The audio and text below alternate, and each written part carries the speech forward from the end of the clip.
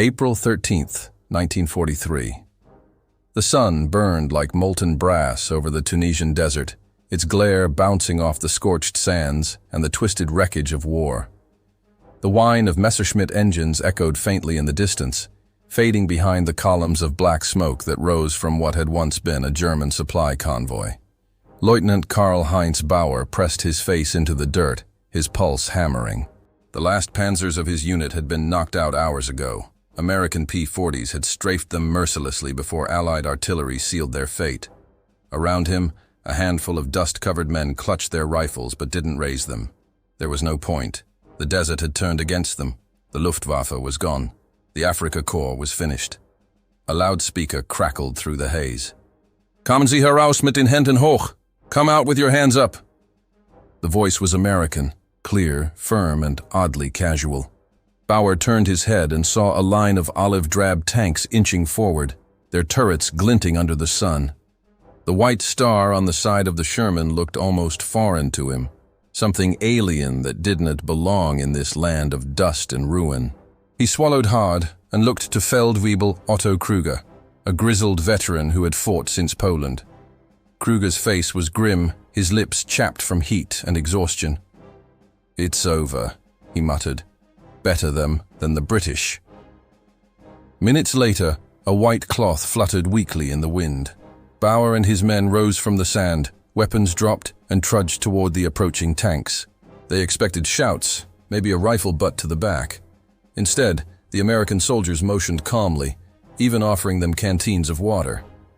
"Drink up, buddy," one said, tossing a bottle to Bauer. "You look cooked." The water was cold, shockingly cold. Bauer's throat ached as he swallowed, his body trembling, as if it didn't believe it was allowed to feel relief. Around him, the Americans treated the surrendering Germans not as beasts or monsters, but as soldiers. Hours later, as they were herded into trucks for transport to the coast, Bauer whispered to Kruger, Maybe they want us alive for propaganda." Kruger shrugged. "Maybe, but I've never seen an enemy give water to prisoners." The trucks rumbled westward, toward a port under Allied control. The captured Germans sat in silence, staring out at the endless horizon. They didn't yet know that their war was over, and that what awaited them across the Atlantic would challenge everything they believed about the enemy. They had been told the Americans were crude, brutal, even barbaric.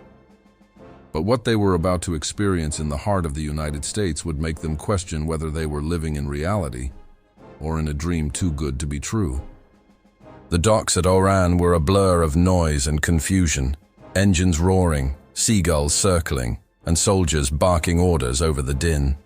Lines of weary German prisoners shuffled up the gangways of gray-painted Liberty ships, their boots clanging against metal decks, still hot from the African sun. Lieutenant Bauer stood in line with hundreds of others, his uniform stiff with salt and sweat. He tried to catch a glimpse of the horizon. Somewhere beyond that shimmering blue expanse lay America, a place he knew only from propaganda posters and the occasional cigarette carton looted from Allied rations. The Führer had called it a land of decadence and corruption, where jazz replaced culture and materialism devoured the soul. But as the ship's horn bellowed and the coastline of Africa receded, Bauer felt an unexpected calm. For the first time in months, no artillery thundered in the distance, no planes screamed overhead. The war, at least for him, was becoming a memory. Days at sea blurred together, monotony broken only by routine roll calls, simple meals, and the constant presence of American guards. Most were polite, even friendly. Some played harmonica on deck in the evenings, their music drifting across the ocean like a lullaby. A few German soldiers joined in, tapping their boots or humming softly. On the fifth night, as the sun sank into a red horizon, Kruger leaned against the railing beside Bauer. "You notice how clean they keep everything?" he murmured. "Even the toilets. You could eat off the floors." Bauer chuckled weakly. "Maybe they're saving the filth for us when we arrive." Kruger didn't laugh. "Or maybe they just don't care. They've got so much, they don't need to hate us." That thought lingered. After nearly 2 weeks at sea, a cry went up from the bow. Land! Bauer pushed his way to the railing. On the horizon, green fields rolled beneath a vast sky, dotted with barns and silos. It wasn't the industrial wasteland he had imagined. It was pastoral, peaceful. America looked untouched. The Liberty ship docked at a port in Norfolk, Virginia. U.S. military police lined the pier, but their posture wasn't threatening, more like traffic wardens guiding a crowd. The German POWs were issued tags, processed, and loaded onto trains bound inland. The train windows revealed a world none of them could have imagined. Neat farms, white fences, children waving at passing soldiers, towns unscarred by war. The contrast to bombed-out Europe was overwhelming. Bauer sat in silence, staring out at the scenery. Kruger finally spoke, almost to himself. "Look at this place. No ruins, no rubble, no fear." "Maybe they really can't lose," Bauer whispered. When the train finally pulled into Camp Ruston, Louisiana, the Germans were braced for barbed wire and brutality. Instead, they found something entirely different. Wide barracks, clean kitchens, and a sprawling compound surrounded not by menace, but by order. The sign at the gate read, U.S. Army Prisoner of War, Camp Number 31, Ruston. A young American sergeant with a clipboard greeted them with a smile. "Welcome to Louisiana, gentlemen. You'll find the food here's better than back home." The men laughed uneasily, unsure if it was a joke. But within days, they'd discover he wasn't exaggerating. For many of them, captivity in America would soon feel less like imprisonment and more like stepping into an impossible version of peace. Camp Ruston was nothing like the prisoners had imagined. When Lieutenant Bauer and his fellow captives marched through the gates, they were struck first by the smell. Freshly baked bread, roasted meat, and coffee. Real coffee. Not the bitter ersatz brew they'd been choking down since 1941. The barracks were clean, orderly, and equipped with real mattresses. Showers ran with hot water. The mess hall had long wooden tables, plates made of metal, and even utensils that weren't rusted or bent. The guards didn't shout. They gave instructions politely, and some even smiled. For the first time since Tunisia, Bauer slept through the night. No bombers, no artillery, just the chirp of crickets beyond the wire and the distant sound of a train passing through the Louisiana night. By the end of the week, the camp's rhythm was unmistakable. The day began at sunrise with roll call and breakfast, eggs, toast, bacon, and orange juice. Bacon. Bauer stared at it the first morning, convinced it was a trick. The Americans were feeding them better than their own soldiers had eaten in Africa. Even the guards were surprised. "Y'all eat like kings," one Texan corporal said with a grin. "My mama never cooked me this good." At first, the Germans suspected it was psychological warfare, a scheme to soften them up. Some whispered that the food was laced with something. Others believed they were being fattened for propaganda, to show the world how merciful America was. But days turned into weeks, and nothing sinister happened. Instead, the camp officers offered classes, sports, and even jobs. Prisoners could earn small wages working in nearby fields or factories under guard. They were given books, instruments, and art supplies. Kruger took up woodworking. Bauer joined a class on English, taught by a sergeant who'd once been a schoolteacher. The lessons were simple, basic phrases, grammar, slang, but Bauer soaked it up. "Howdy, partner," he said one morning, and the men around him burst out laughing. The camp was divided into compounds by nationality and rank. The officers had their own quarters and mess, while the enlisted men worked outside the wire. But compared to the Eastern Front, compared to what they'd heard about Soviet captivity, even the simplest work detail felt like a reprieve from hell. Occasionally, American officers would tour the camp, clipboard in hand. They'd stop to inspect the prisoners' art or the gardens they planted behind the barracks. One lieutenant even complimented a POW's oil painting of the Louisiana countryside. "You've got talent, son," he said. "When this war's over, you ought to stay and paint postcards." The German artist didn't know whether to laugh or cry. At night, the men gathered in small groups, smoking and talking quietly under the dim glow of floodlights. Some were still wary. "It's too easy," Kruger warned. "They're trying to make us forget who we are." But Bauer wasn't so sure. "Maybe this is who they are," he said softly. "Maybe everything we were told was wrong." The guards treated them like men, not monsters, and the camp itself felt less like a prison and more like a mirror, forcing them to confront the reality that the enemy they'd been taught to hate was, in many ways, freer and more humane than the Reich they'd fought to defend. As the Louisiana summer deepened, something strange began to happen inside the wire. German pride gave way to quiet reflection, and the phrase whispered between bunks at night captured it perfectly. "Zu gut, wahr zu sein," too good to be true. By mid-1944, Camp Ruston was running like a small, self-contained town. The Germans worked in the fields, played soccer in the evenings, and even staged their own theater productions. On Sundays, a makeshift chapel filled with the sound of hymns, German and English voices sometimes blending together, separated only by the wire fence. Yet beneath the calm routine, something deeper was unfolding. For men like Lieutenant Bauer, captivity had begun to chip away at the ideological armor forged by years of Nazi propaganda. Every day, the contradictions grew harder to ignore. The Americans, these supposed decadent weaklings, treated them with respect. They were well-fed, well-clothed, and even allowed to write letters home. The Red Cross delivered packages. American doctors treated wounded German prisoners with the same care as their own soldiers. One afternoon, Bauer sat on a wooden bench in the shade, watching a baseball game between the guards and the POWs. The laughter, the cheering. It was absurd, almost surreal. A few years ago, he had imagined America as a monstrous machine of chaos and corruption. Now he saw ordinary men, decent and confident, living in a land untouched by the horror that had consumed Europe. He turned to Kruger beside him. "You ever think maybe we were fighting the wrong kind of war?" Kruger grunted. "Careful, Lieutenant. Some ears here still belong to Berlin." It was true. Inside the camp, ideological lines ran deep. The hardline Nazis, the Alte Kämpfer, formed small groups, policing their fellow prisoners with subtle threats and intimidation.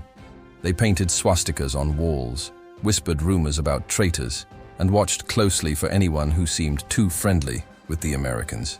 They called Bauer a dreamer, sometimes worse. One night he found a note under his pillow. "Vergiss nicht wer du bist." Don't forget who you are. But Bauer couldn't forget what he'd seen. He'd watched a young American sergeant, barely 20, share his rations with a sick German private. He'd seen a guard slip a candy bar to a homesick prisoner through the wire. He'd heard the camp commander, Colonel Ralph Reese, tell a visiting Red Cross delegate, "If we treat them like animals, they'll go home as animals. If we treat them like men, maybe they'll go home as human beings." That sentence echoed in Bauer's mind for days. There was, of course, another layer to this kindness. The U.S. Army understood the power of perception. They knew word would travel, through letters, through repatriated prisoners, through rumor. The message was clear. The Americans were not barbarians. They were civilized, disciplined, and confident in their victory. Psychological warfare through humanity. But for the men inside those fences, it was no theory. It was lived experience.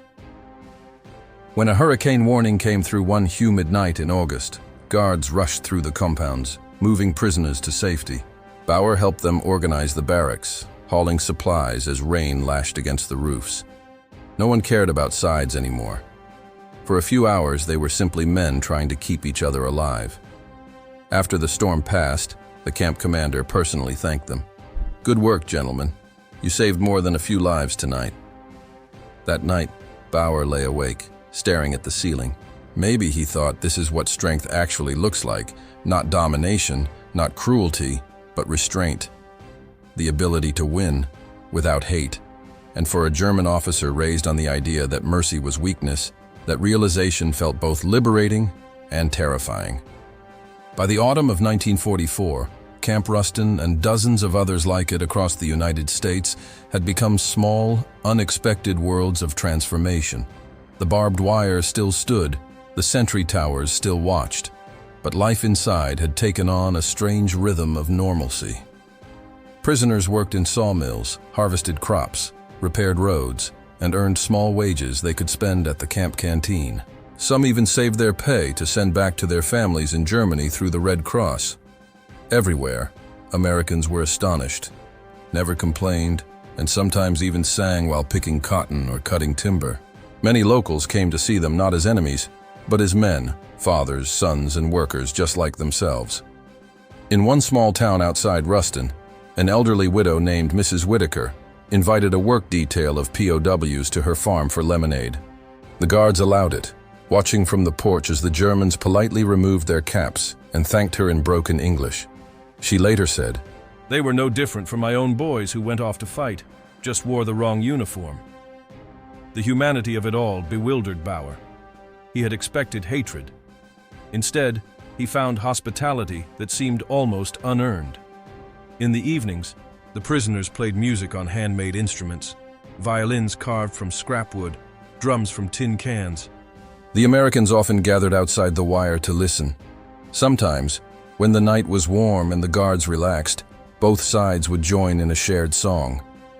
It was in those moments that the war, so vast, so brutal, seemed impossibly far away. But as the months went on, the tension within the German ranks deepened. The true believers in Hitler's cause grew increasingly desperate. They called the others Weichlinge, weaklings. Men like Bauer, who spoke respectfully to Americans or questioned the Reich, were labeled traitors. One night, an argument in Barrack 12 turned violent. A fanatical prisoner accused another of betraying Germany for refusing to salute during a group meeting. Fists flew. When the guards intervened, one man lay unconscious, his nose broken. The Americans cracked down, moving known extremists into separate compounds. But the damage was done. The camp was no longer just a place of waiting. It had become a microcosm of Germany itself, divided between those who still clung to the delusion of victory and those who had begun to awaken. Bauer belonged firmly to the latter. He spent his days helping with translation work, his English now fluent enough to communicate freely with the guards. Some of them treated him as an equal. They talked about baseball, American cities, and the promise of life after the war. One sergeant from Ohio once asked him, "When you go home, Lieutenant, what's the first thing you'll do?" Bauer hesitated. He had no answer. Germany was in ruins. The Reich was collapsing. And yet, somewhere deep inside, he knew, whatever came next, he could never see his homeland the same way again. He looked up from the chessboard they were playing over and smiled faintly. "Maybe," he said, "I will start over." The sergeant nodded, moving a pawn forward. "That's what we're all gonna do, buddy." Outside, the cicadas hummed in the warm Louisiana night. The barbed wire still gleamed in the moonlight, but for the first time, it felt less like a prison wall and more like a reminder. Freedom wasn't always about open gates. Sometimes, it began inside one's own mind. Winter 1945 brought with it more than cold wind. It brought news. And in a prisoner of war camp thousands of miles from Europe, news carried the weight of bombs. The first rumors drifted through the barbed wire like smoke. Allied forces had crossed the Rhine. Berlin was being encircled. The Führer's armies were retreating on every front. At first, the hardliners dismissed it as Allied lies, but then came the official bulletins, typed reports pinned to the camp bulletin board by the Americans. They showed maps of advancing front lines, photographs of bombed German cities, and even brief newsreel screenings for officers. Lieutenant Bauer stared in silence at a newspaper headline. Red Army closes in on Berlin. Below it, a grainy image of a city in flames. The place he once called the center of civilization now looked like the apocalypse. Kruger stood beside him, jaw tight. "So it's over," he muttered. "All of it." Bauer nodded slowly. It was over long before we surrendered. We just didn't know it yet. As the weeks passed, mail began to arrive. Red Cross letters, short and censored, but real. Some men received word that their families had survived. Others learned their towns were gone, burned to ash. A few simply got envelopes with nothing inside except a stamp and silence. One night, after mail call, Bauer sat on his bunk reading the same letter over and over. It was from his sister in Hamburg. "We are alive," she wrote. "The Americans dropped food for the children. They are not monsters, Carl. They help even those who fought them." He folded the paper carefully and pressed it to his chest. The irony cut deep. Everything the Reich had preached about the cruelty of the enemy, everything drilled into them for years, was collapsing under the weight of simple acts of mercy. In April, the camp commander assembled the prisoners in the yard. He removed his cap, his voice steady but solemn. "Gentlemen," he said, "Germany has surrendered unconditionally. The war in Europe is over." For a long moment, no one spoke. Then came murmurs, some of disbelief, others of grief. A few men broke down crying. A handful cheered quietly. And a few, the diehards, shouted that it was a lie, that the Führer would rise again. But even they knew, deep down, that history had moved past them. That night, Bauer walked to the fence and stared out at the moonlit pine trees. He could hear faint laughter from the guards' quarters. Young men who would soon go home, back to their lives, their families, their freedom. Inside the camp, silence hung heavy. Kruger approached, hands in his pockets. "You think they'll send us home soon?" Bauer exhaled. "Home, if it still exists." Neither man spoke for a while. The wind rustled through the grass. Somewhere, a harmonica played softly, an American tune that drifted through the night air, haunting and gentle. It struck Bauer then how strange it was. This enemy he had fought so fiercely had given him back something his own nation had taken, his sense of humanity. He whispered to himself, almost in disbelief, "They treated us like men, even when we no longer deserved it." The war had ended, but for the German prisoners in America, a different kind of reckoning had just begun, one that would reshape how they saw themselves, their country, and what it truly meant to be civilized. The war was over, but captivity lingered. In the summer of 1945, months after Germany's surrender, Camp Ruston remained alive with quiet uncertainty. The once orderly routines now felt hollow, suspended in time. The men still lined up for roll call, still ate their breakfasts, still worked the fields, but they all knew something had changed. The guards were friendlier now, almost casual.